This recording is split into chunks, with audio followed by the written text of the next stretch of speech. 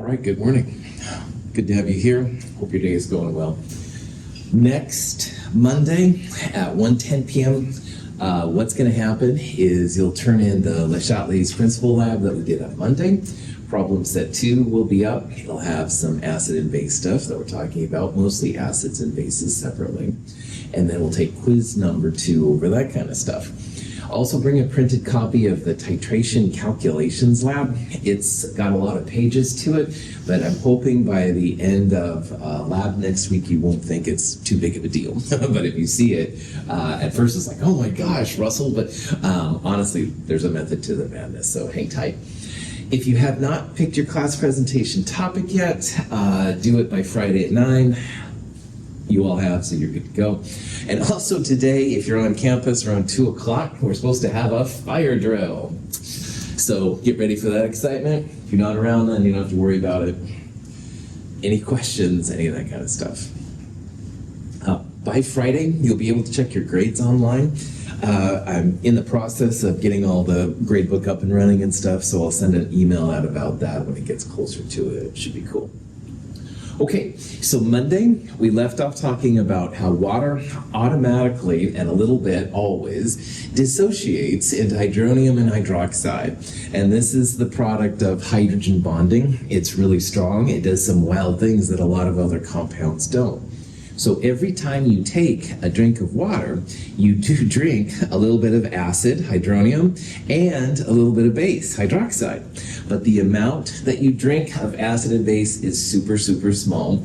Our bodies are naturally used to it, so don't feel like it's weird or anything like that. Also on Monday, we did an example where we put some sodium hydroxide, one of the strong bases in water, and we calculated the hydronium and the hydroxide from there. And in a nutshell, the hydroxide just dominates the hydronium. So 0.0010 divided by 1 liter comes out to be 0.0010 molar hydroxide. So pretty small, which is 1.0 times 10 to the minus 3. And hydronium you can calculate from Kw. And Kw is the equilibrium constant value for water's autoionization at room temperature, 25 degrees Celsius. And that number is 1.00 times 10 to the minus 14th. And that'll be a number that we'll use quite a bit. So make sure you know / memorize / put on your cheat sheet that Kw value. And also, just as a warning that, one day Edgar is working in Alaska on some cool thing, and he wants to use some of the things we're going to talk about, he may need to adjust some of the things I'm going to tell you a little bit, because when you're not at 25 degrees Celsius, Kw changes, and we're going to do so much based on Kw that it can affect some of the stuff, so just FYI. Any questions about that stuff so far? Okay. Now, hydronium, 10 to the minus 11th, is super small compared to hydroxide, 10 to the minus 3. There's so much more hydroxide than there is hydronium that chemists would consider this to be a basic solution. So when you have a basic solution, your hydroxide concentration, this number, is larger than the hydronium concentration, the 10 to the minus 11th number. So when hydroxide is greater than hydronium, it's basic. And when hydronium is bigger, like if these numbers were flipped, we would consider it to be acidic. So that's literally what it means to have a basic solution or an acidic solution. Basic means hydroxide is bigger than hydronium, and acidic means hydronium is greater than hydroxide. But talking about 1.0 times 10 to the minus 3 or 1.0 times 10 to the minus 11th is kind of awkward, and it's hard to convey sometimes to other chemists if you have an acidic or basic solution. So Sorensen, this guy here on the picture on the right, came up with this idea to have what he called the potential scale.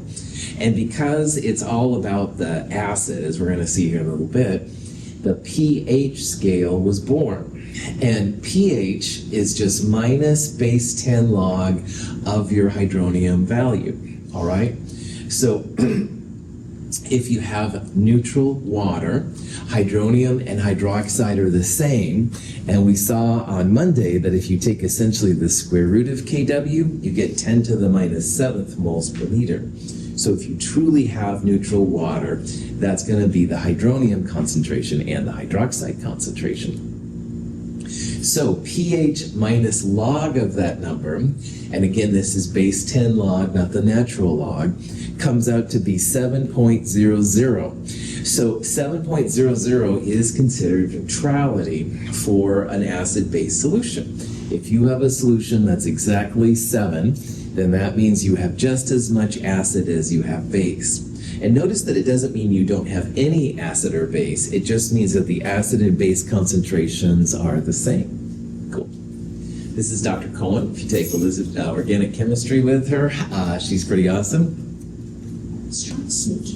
You can sneak in. It's all right. It's a small, so yeah, that's fantastic.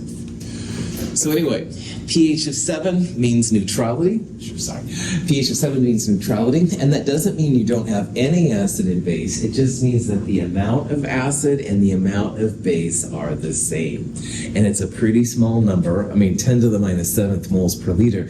The stuff we were using in lab on Monday was 10 to the minus 1, 10 to the minus 2 maybe concentration, so 10 to the minus 7th is quite a bit lower. Make sure you can do this in your calculator. We're going to do a lot of pH stuff. So make sure that you've got minus log of some number set up to go. And if you go minus log 1.00 times 10 to the minus 7th and you get 7, good to go.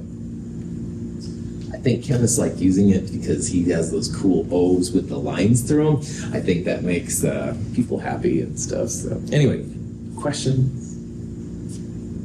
Okay, now you can quickly tell then how acidic or basic a solution is just based on the number. So for example, in the hydroxide example I started with, the hydronium was 1.0 times 10 to the minus 11th minus log of that number, you get a pH of 11.00. And we talked about how that was a basic solution because we had more hydroxide than you have hydronium. So what that means is the pH number itself will quickly tell you if it's acidic or basic. And in this example, the pH was quite a bit greater than 7. That means we've got a basic solution, all right?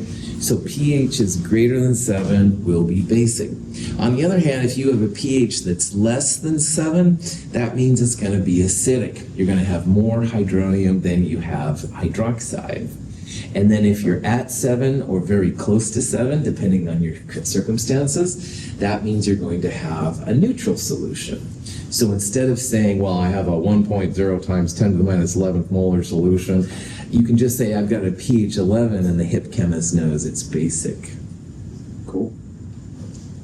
Now, this is really cool. pH is really, really helpful, but unfortunately, the band Public Enemy aren't scientists.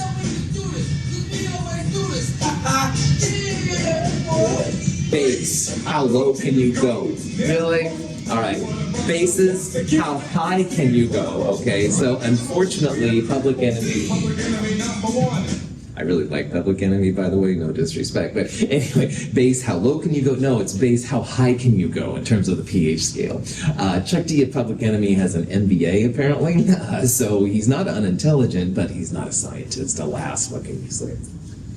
Okay, let me just crawl back into my corner and not come out until next week. Questions on pH scale, not Public Enemy?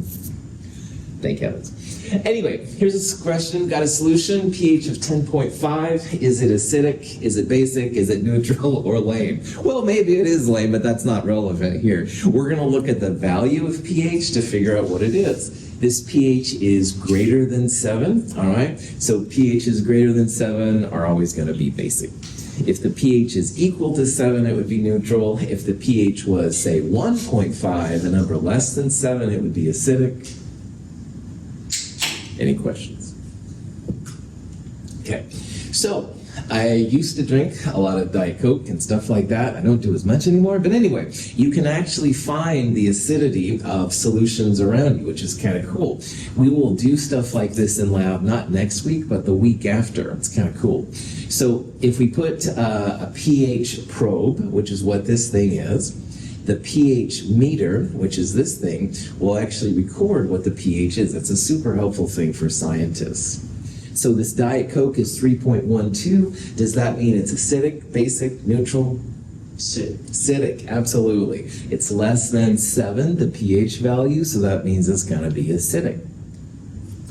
The next question scientists might ask, well, how acidic is it? Is it like the Aliens movie where the stuff goes through the floor, or is it just a light kind of an acid? Good question. That is answered by solving for the hydronium, because the hydronium is a moles per liter. And like you saw in the lab on Monday, there's a big difference between adding I think it was 12 molar HCl versus the 0.1 molar HCl. And so the value of the concentration will tell you like how strong it is. So if you're curious here, you can find what the concentration of the Diet Coke is. Log of hydronium equals minus pH, if you put the minus on the other side. And like we talked about in the lab on the first day, you can take the anti-base 10 log, which just means 10 raised to the power of whatever you're looking at. So in this case, we're going to take the anti-log of both sides. That means 10 to the power. Now 10 to the log, they cancel out, and you have just hydronium. And on the other side, then, you have 10 raised to the power of minus pH. So in this problem, 10 raised to the power of minus 3.12, 7.6 times 10 to the minus 4. Quick thing on sig figs, 2 sig figs are to the right of the decimal when you do anti-logs, so that's why it's 2 sig figs. It feels at first like we're going from 3 sigs to 2 sigs, but when you do the anti-logs, that's how it rolls. Any questions? Is that cool? Okay.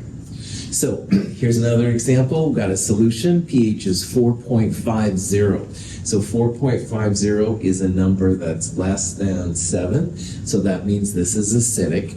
If you want to solve for hydronium, which is H3O plus, in your calculator, you can go 10 raised to the power of minus 4.50, all right?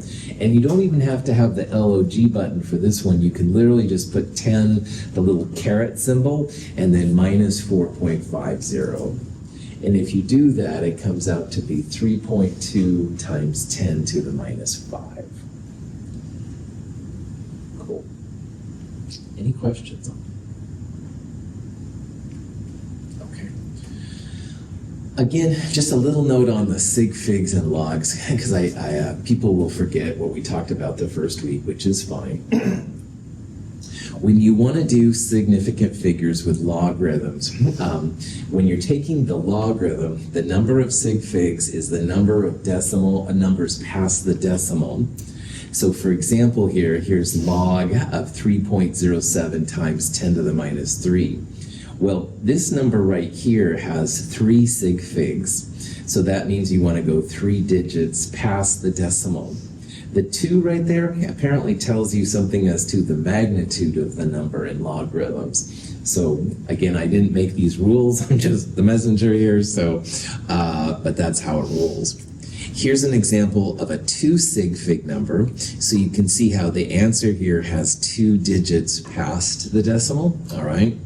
And if you had 4 sig figs in the number that you were taking logarithm, you'd have 4 digits to the right of the decimal. And then the anti-logs, the number of sig figs is literally the numbers after the decimal. So minus 3.12, the 1 and the 2 tell the chemist that you have a 2 sig fig number. So that's where the 2 sig figs come. Any questions on that? Does he like to dance? Go to the movies? No. He just wants to talk about logarithms, rhythm stresses, heat exchanges, whatever. So I kind of like that clip because all he wants to do is talk about logarithms. Well, sorry about that. I guess I fall in that category, but anyway, you can see they can be useful. So, any questions? Kind of on a tangent this morning, I guess. Anyway, so all around us are things that have a pH, and they're things that you may not have thought of, or maybe you have. It's cool. But if you had to say overall, most of the things that we eat and drink are acidic. Our bodies actually kind of have a preference, if you will, for things that are acidic. So citrus fruits, oranges and grapes and even bananas and strawberries, stuff like that, a little bit acidic, definitely. Most of the carbonated beverages, because of the CO2 makes carbonic acid, and most of them will be somewhat acidic. Blood is close to neutral, all right? Coffee, depending on the source, can be close to neutral too, but it's hard to say. That one's always kind of random. But most of the cleaners in our house, all right, so Windex and ammonia and stuff like that, most of those will be basic. Drano, to clear a drain out if you've got a clogged sink, absolutely basic, very, very basic. So these are just generalizations. There are exceptions. One of my students was from somewhere in Scandinavia, and they used to eat some kind of fish with little sodium hydroxide pellets in it. And I was like, whoa, because first of all, sodium hydroxide, super strong base, and B, our bodies are more used to acidic things. So I can't imagine what that would taste like. Anyway, something for everybody. But anyway, so overall, you'll see lots of different things and stuff in your world that have an acid or a base to them. Now, in addition to pH, though, you can apply the Sorensen's potential scale to a lot of different things, all right? So if James is studying some compound X, and it's got a lot of numbers, like 3.1 times 10 to the minus 3 and 9.7 times 10 to the minus 11, those are awkward numbers to use. So James could, and you could too, create a px scale for him, all right? And in all these px scales, the smaller the number, the more of it you have. So like a pH of 1 has more acid than a pH of 8, something like that. So we're going to look here in a little bit at a type of equilibrium constant called a Ka. And you can have a pKa scale for that. pKa equals minus log of Ka. We'll come back to this here in a little bit. Just kind of keep that in the back of your mind. One scale we'll use once in a while is pOH. So instead of pH, which is a reference as to how much acid it has, a pOH scale would determine how much base you had, all right? And that can be kind of handy. So pOH is minus log of hydroxide, just like pH is minus log of hydronium. Now, you can get kind of crazy with this px scale thing, and chemists are crazy. No, seriously, we get crazy sometimes. So Kw, like I said earlier, is 10 to the minus 14th at 25 degrees Celsius. And Kw equals the hydronium times the hydroxide. Well, one of the things you can do with logarithms is if you go minus log of all of this, you can separate them out. So minus log of hydronium plus minus log of hydroxide is something you could do with the logarithms. And if you think about this more, then minus log of hydronium is pH, and minus log of hydroxide, pOH. Furthermore, minus log of this 1.00 times 10 to the minus 14th is 14. So if you are at room temperature, 14 equals pH plus pOH. And this is going to be pretty helpful to us here coming up. So minus log of all this jazz, you get 14 equals pH plus pOH. And we'll talk about how that is useful here in a little bit. Now, earlier I told you that we're going to start using pKa. Well, there's also a Kb, which has a pKb. So 14 equals pKa plus pKb. We'll come back to that here in a little bit. And apparently there is a PKA, the Professional Kickboxing Association. That's going to be different than our PKA, but I thought it was kind of a cool reference. So. Any questions? Okay. So here's a question you might see. This solution has a hydronium ion concentration 3.2 times 10 to the minus 5. And the question here, what is pOH? Now there's a little bit of a twist to this problem because POH is minus log of hydroxide. And this one is hydronium, H3O plus versus hydroxide, which is OH minus. So to get to this answer, all right, there's a couple different ways you can do it. One way to do it would be to find pH first, because pH is minus log of hydronium, minus log of this number, whatever that number is. And then 14 equals pH plus POH. So POH would be 14 minus pH, and that's totally legit. But there's another way to do this too. Hydronium, this number, times hydroxide is Kw, the 10 to the minus 14th. So you could also go 10 to the minus 14th divided by that number to get the hydroxide, and then minus log of hydroxide would give you POH. So I don't care which way you do it. I tried to show a little bit of both ways in this one. So POH is minus log of hydroxide, but we have hydronium. So Kw divided by hydronium is going to give you hydroxide, and then 10 to the minus 14th divided by hydronium gives you hydroxide, and then minus log of hydroxide will give you POH. But at the end of the day, if you get to a value of 9.51, cool for school. So remember hydronium, H3O plus, hydroxide, OH minus. Any questions? Cool.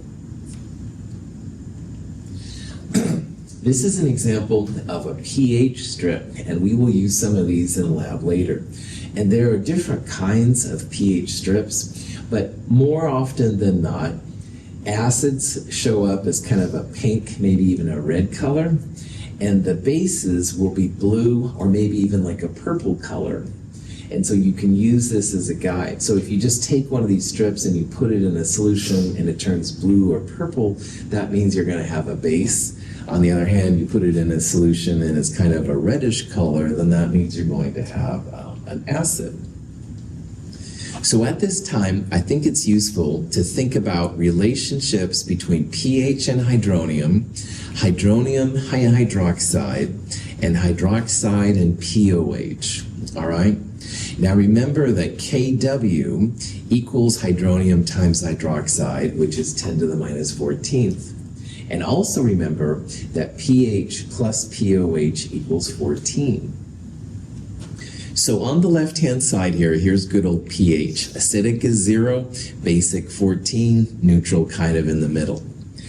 pH plus POH equals 14. So as pH gets bigger, which would be more basic, POH is going to get smaller, because POH small means more base, and pH large means more base.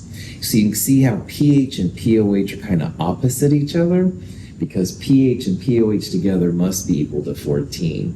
So one goes up, the other one goes down, vice versa.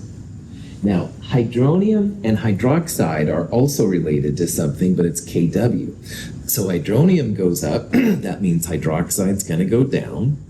And likewise, because again, they're both equal to Kw, hydroxide goes up, hydronium's going to go down. So they go back and forth and back and forth. pH and hydronium are amazingly kind of opposite, all right? So pH is going to get smaller as you have more acid, all right? So as hydronium gets bigger, your pH gets smaller. That's the weird one to me always, but it's something you can think about. And the same thing with POH and hydroxide. More hydroxide, smaller POH, but a bigger POH means less of the hydroxide. So you're probably getting kind of seasick for me doing this kind of stuff, and I apologize, but these relationships can be really helpful as you figure out what the numbers mean. And when you're calculating things, then you can kind of think, okay, yeah, like that makes sense. So if you have an acidic solution, all right, you're going to have a lot of hydronium, but pH is going to be a smaller number, all right, which is a little strange at first, but that's how this rolls. If you have a lot of hydronium, you won't have a lot of hydroxide, so you'll have a small hydroxide. But small hydroxides mean you're going to have a big POH. All right? Remember that smaller px values mean more, and bigger px values mean less. So less hydroxide, bigger POH value. And you can do the same thing for a base. In a base, you're going to have a big pH because you don't have very much hydronium. You don't have very much hydronium because you've got a lot of hydroxide, all right? And if you have a lot of hydroxide, then POH goes down.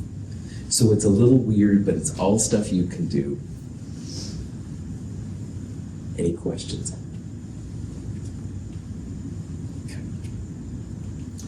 Okay. So let's look a little closer when you have a reaction with a weak acid and or a weak base.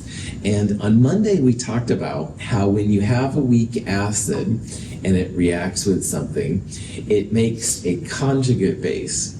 So acids and conjugate bases are related by plus or minus an H+. So the acid will lose the H+ to make the base, and the base will add an H+ to make the conjugate acids. So these are conjugates of each other.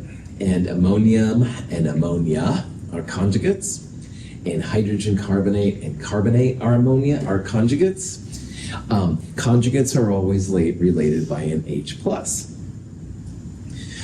Also on Monday, I told you about the 5 strong acids and the 3 strong bases.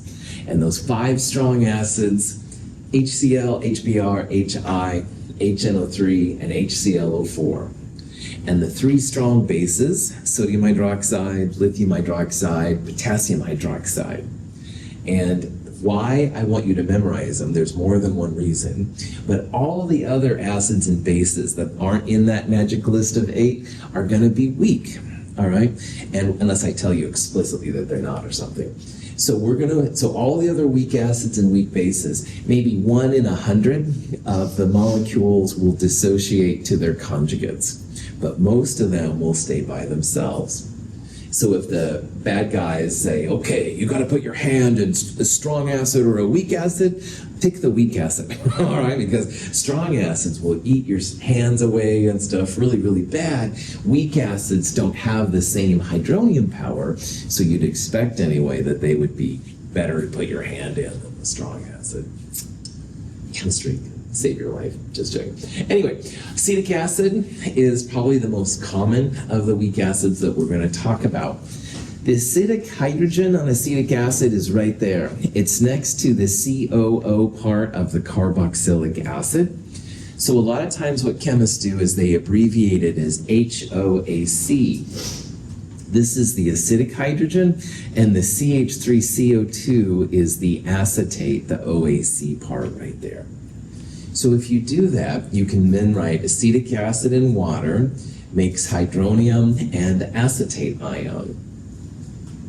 The acid reacts with water, which is here a base. The acid gives up an H+ to become acetate, the conjugate base. And water as a base creates hydronium, the conjugate acid here. The conjugates are related by H+. Now, an equilibrium constant for this reaction would be products divided by reactants. So in this case, it would be hydronium times the acetate ion divided by the acetic acid. Why did I not put the water in that reaction? Solids and liquids are omitted. Nice. Solids and liquids are emitted. We don't put them in, all right? So it's hydronium times the conjugate base divided by the acid. This is an example of a Ka, an equilibrium constant for a weak acid. And equilibrium constants for weak acids are going to be something we'll talk quite a bit about. The acetic acid equilibrium constant has been studied a lot. 1.8 times 10 to the minus 5. So looking at the magnitude of Ka, does that tell us that we're going to have more reactant or more product at equilibrium? More Reactant, that's right. K's, like all K's, if they're less than 1, more reactant. And K's greater than 1 would be more product. So this is a reactant favored equilibrium. That's another way to understand why this is a weak acid, all right? If you had 1 mole of acetic acid, you are certainly not going to make 1 mole of the acetate ion. It's going to be much less than 1, more reactants relative to products. Now, on a practical level, we're not going to have a lot of hydronium, and that's what makes an acid strong. So this is a weak acid. If K is less than 1, you're not going to have a lot of acid around. This is a weak acid. So all Ka's will have hydronium on the numerator, the conjugate base in the numerator, and the weak acid in the denominator. All right? All of the Ka's will be that way. Here's another example of just a generic acid, HA. It's weak. It has a Ka associated with it. It reacts with water. Again, hydronium is a product, and the conjugate base is a product. So your Ka would be hydronium times the conjugate base divided by the concentration of the weak acid. Ka's always have values less than 1. That's why they're weak. And if you have Ka's less than 1, you're not going to have a lot of hydronium.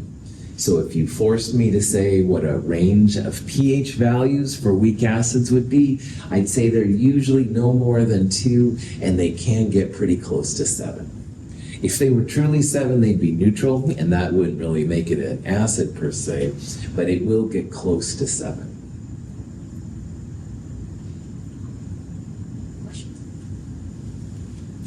Now, there's a corresponding version of a base, and it's not surprisingly, Gesundheit, it's not surprisingly called a KB. So KB is a base dissociation constant. So instead of having an acid, it's going to be a base. And these are also weak values. K's will be less than 1. So while in the last one we had acid plus water making hydronium and the conjugate base, in this one now, we have a base plus water making hydroxide, because bases like hydroxide, just like acids like hydronium, hydroxide and a conjugate acid. So Kb will always have the concentration of the conjugate acid times hydroxide divided by the concentration of the base. And these K's will once again be less than 1, all right? And pH ranges can go up to about 12, and they can get pretty close to 7 as well. They won't be less than 7, but they can get pretty close to 7. So if I give you a Ka, it's going to be a number less than 1. And if I give you a Ka, that means it's a weak acid. All right, A stands for acid. Likewise, if I give you a Kb, it's going to be a weak base, all right? And B means base, so that means there's going to be hydroxide running around, okay? So if you have a random acid, HA, reacting with water to make hydronium and the conjugate base, you're going to have a Ka associated with it. If you take that same base and you react it with water, you're going to make the conjugate acid, which is the reactant over there, plus hydroxide, all right? So imagine this is acetic acid for HA and acetate for A minus. Down here, we would have acetate here and acetic acid here. A minus is the same and HA is the same. And you're probably wondering, why the heck are we doing this? Well, if you add these reactions up, the HAs and the A minuses cancel out. And you end up with 2 waters making hydronium and hydroxide. And like we talked about in the last chapter, if you combine 2 equations together to give some overall reaction, you multiply the K's together to give the overall one. But this is Kw, the 1.00 times 10 to the minus 14th number. So this is really cool for chemists. The acid Ka times its conjugate base Kb will equal Kw. So earlier I said how we're going to start talking about Kas and Kbs, and you bet we are, because Ka times Kb equals Kw as long as they are conjugates. So you could have ammonium for Ka and ammonia for Kb. Ka times Kb equals Kw. You could have hydrogen carbonate for your acid and carbonate for your base. Ka times Kb equals Kw. And Ka times Kb equals Kw means that pKa plus pKb equals 14. We'll use that here in a little bit. But you can hopefully see here there's lots of references to Kw. And that's why at the beginning I said, man, if somebody goes and works in Alaska or you work in the heat of the desert, your Kw is only really for 25 degrees Celsius. So you start working on Venus or you start working in the depths of Antarctica, Kw might have a different value and you may have to adjust some of the things I'm going to say. But on the Earth, 99% of the time, these work really, really well and you're good to go. Any questions? Okay. So in problem set 2, you're going to have this table, and it's a real handy table for chemists. When you're using calculations and stuff, please use the values on this table to make sure we're all on the same page. If you go to Google or another textbook, you might have different values. But this is a real common kind of table, and I want to talk about it. Most of the time, acids are on the left, bases are on the right. And if you look here, here's Ka values. And first of all, a lot of them just say large. Well, these are the strong acids, all right? And the strong acids really don't, there's not a practical use for Ka in my opinion. So they mostly just put large, i.e. is not very helpful. But then down here, you start to see actual values of Ka until you get down here to the bottom, which are really, really small. These are considered to be basically bases, and they're not very helpful. We'll talk about that later. Notice how we're going from large to small, 10 to the minus 2 Ka down to 10 to the minus 14th, all right? So they're getting bigger and going smaller. Now on the other side over here for bases, these are the conjugates of the acids. So perchloric acid, HClO4, has a conjugate ClO4 minus. Here's nitrous acid, HNO2. Its conjugate base would be NO2 minus. And notice what happens. The Kb's go from very small and they get bigger, bigger, bigger, bigger, bigger until finally they get to just really, really large values. So these are considered super strong bases. These are considered super strong acids. And the conjugates, each conjugate multiplied together should give you Kw. So here's hydrofluoric acid. That's a really nasty acid, by the way, but it is a weak acid. This Ka, 7.2 times 10 to the minus 4th, times fluoride, which has a Kb of 1.4 times 10 to the minus 11th, those two numbers together should give you Kw, all right? So Ka times Kb, if they're conjugates, equals Kw. And that's why this table is kind of cool. You don't have to memorize any of these numbers by any means. I'll give you all the Kas and Kbs, but hopefully you can see how as Ka gets bigger, your Kbs get smaller and vice versa. And you can quickly find, if this is hypochlorous acid, you can quickly find all the information for the conjugate, which is hypochlorite here, right across from it, so you don't have to go digging through the different variables. Questions?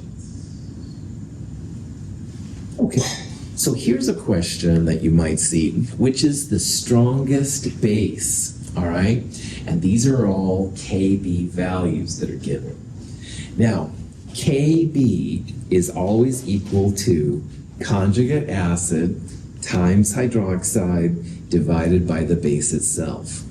And what we're going to focus on here is how Kb is proportional to hydroxide. They're right across from each other. So as your Kb's get bigger, the amount of hydroxide is going to get bigger too. So if you want the strongest base, you want the biggest Kb value, because the biggest Kb will give you the most hydroxide. That'll be the strongest base. So looking at these numbers, 10 to the minus 4 is a bigger number than all the other numbers up here, all right? Remember, these are powers of 10, so it's a little weird, but 2.1 times 10 to the minus 4 is the biggest Kb. That'll lead to the biggest hydroxide. So if a chemist asks you which of these is the strongest base, literally look at the KBs, and biggest KB will give you the most hydroxide, strongest base. You can do the same thing for the acids. If you had a bunch of KAs and they want to know which was the strongest acid, biggest KA would be the strongest acid. Any questions? Okay. So, acids in that table go from weak to strong, or top to bottom would be strong to weak, and the bases are opposite, all right? And so you can see here how chemists are thinking about things. Chemists like to know what's a strong acid versus weak acid, strong base versus weak base. And in general, reactions will go from the stronger acid-base pair to the weaker acid-base pair. So if you have a table like that, and some student from Chem 104 comes up and says, "Oh, Dr. Russell, you know everything, you have a PhD. Which way is this reaction going to go?" Well, I probably don't even know what the chemicals, I don't know, and I've never done anything with them. However, with a table like this, you can quickly figure out what direction it's going to go. So here's an example. Nitric acid reacts with water. In theory, it's in equilibrium. I'll say why in theory. Makes hydronium and nitrate. Chem 104 student comes up to me and says, which direction is this going to go? Well, the strong always goes to the weak, all right? Now, this one's not too hard to figure out because nitric acid is one of those 5 strong acids, and they always push to the other side, always. But you could look up on the values. Nitric acid, it just says large, and hydronium, I think, had a K of 1. So large is bigger than 1, bigger pushes to stronger. So looking at the Ks, that's what we would say. Nitrate, I think, is on there, but it just says very weak, and water is 1, 10, I don't know. This is going to be a bigger KB than this will be. So this is another way to say it's going to push to the other side. So remember that every reaction has 2 acids and 2 bases, but you can usually make a prediction as to how they're going to go. And you always want to have the stronger push to the weaker. So if you use that table, this just says large, and this says, I think, 1. So large pushes to the smaller value. And water as a base is going to push towards nitrate. Nitrate just says very small, which means non-existent. Now, in reality, those 5 strong acids and the 3 strong bases, they're always pushing the other direction. So really, I should have used a one-sided arrow here, but I wanted to kind of highlight here how this is all rolling. So stronger to weaker is how the acids and bases roll. Now, here's an example of a weak acid. So earlier, strong acids always push in the opposite directions. But weak acids, it's not quite as clear. So let's write out a Ka expression here. The acid is reacting with water. It makes hydronium and acetate, okay? Now, I happen to know the Ka for acetic acid. It's a nerdy thing to know, but 1.8 times 10 to the minus 5. We use this number a lot in this class. And 1.8 times 10 to the minus 5, that Ka, versus 1.0, which is what hydronium is. Well, 1 is bigger than 1.8 times 10 to the minus 5. We would predict that this acid is going to push back to acetic acid. So the larger Ka pushes to the weaker Ka. And that's what happens when you have a weak acid.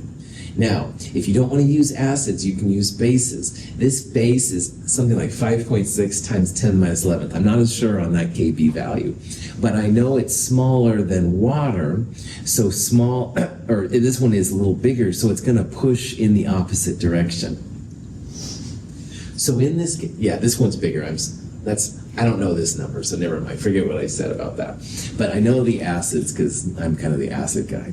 Anyway, hydronium is a stronger acid than acetic acid, pushes back to the reactants, and that's what it means to be a weak acid. Acetate is stronger than water. I need to look that value up. I don't know that off the top of my head. So for all of these reasons, that's why K is small. So if you ever have a reaction and you want to know like which direction it goes, and you have that table of acids, compare the Kas of the acids or compare the Kbs of the bases, all right? And it's always one side is stronger than the other side. So in the last example, the acid and base on this side had bigger Kas and Kbs than the acid and base on that side. That's why it was to the right. In this one, the acid and base are stronger on the product side than the reactant side. They're going to push to the weaker side. So that's why this reaction is small. Any questions on that? So here's an interesting twist now. If you have a strong acid and a strong base, so hydrochloric acid is one of the 5 strong acids, and sodium hydroxide is one of the 3 strong bases. They will make water and some kind of salt, sodium chloride. If you remember from Chem 221, this was an acid-base reaction. Well, you separate out everything that's AQ, but you don't separate out the water. The spectators cancel. You are left with H plus hydroxide making water. And if you add a water to all of this, you get the good old Kw expression, which was 10 to the minus 14th. But water, instead of being a product, is a reactant. So we flip the Kw value to get an astoundingly large 1 times 10 to the 14th Kw value. This is very, very product favored. So anytime you add strong acids and strong bases together, your K, if you want to try and calculate it, is going to be really, really large, really, really product favored. And so really, in this class, if you have a strong acid or a strong base, just draw the single arrow, because there's so much energy from those strong acids and strong bases. It pushes it to the other side, you're good to go.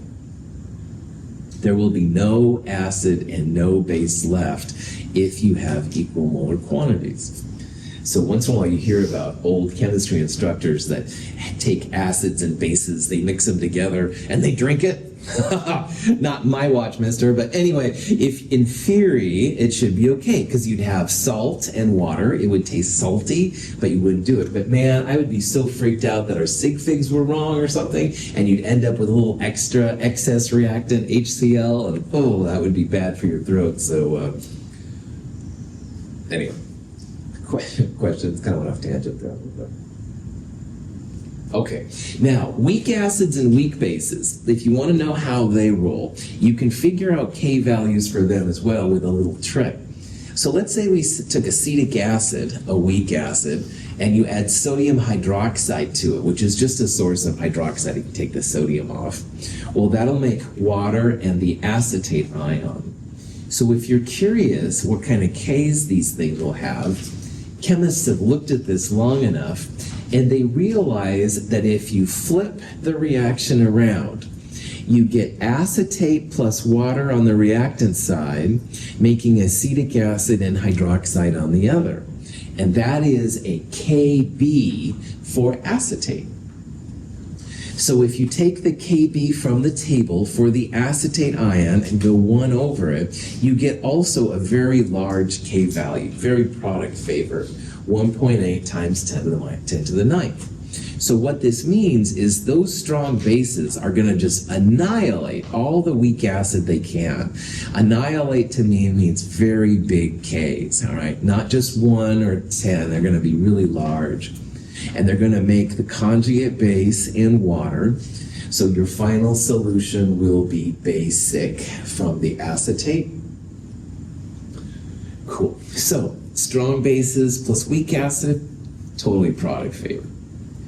If you do the same kind of thing with a weak base and a strong acid like hydronium and ammonia, you can get a really large K2. And this is just an example of using ammonia. You want to take the Ka for ammonium and go 1 over that value. And so it comes out again to be very product favored. These acids, strong acids, are going to annihilate the weak bases around them. You'll end up with a solution which is slightly acidic, which is kind of a trip, but we'll talk about that later. Cool. Any questions on that? All right, I'm out of time. We'll do more of this on Friday.